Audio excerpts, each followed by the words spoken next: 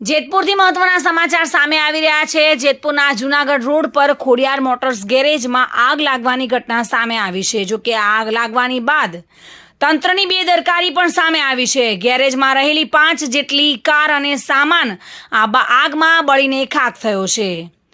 પાલિકામાં ફાયર ફાઇટરોની વિભાગને જાણ કરવામાં આવી હતી, પરંતુ ફાયર ફાઇટરોની જે કામગીરી હતી તે શોભાના ગાંઠિયા સમાન જોવા મળી હતી, કારણ કે પહેલું ફાયર ફાઇટર આવ્યું તે ચાલુ ના થયું અને બીજું જ્યારે આવ્યું તેમાં જલ્દી પાણી ખલાસ થઈ ગયું, જેના કારણે આગે મોટી વિકરાળ સ્વરૂપ ધારણ કર્યું હતું। જો કે મોટી દુર્ઘટનાઓ સર્જાય છે ત્યારે આવું બનતું હોય છે, ત્યારે તેનું જવાબદાર કોણ હોય છે તે પણ એક પ્રશ્ન છે। પાલિકાનું ફાયર શરૂ ન થતાં પાલિકાના ફાયરના કર્મચારીઓ અને લોકો વચ્ચે બોલાચાલી પણ થઈ હતી અને પાલિકામાંથી ત્રીજું ફાયર બોલાવીને આગ પર કાબૂ મેળવવાના પ્રયાસો શરૂ કરવામાં આવ્યા હતા।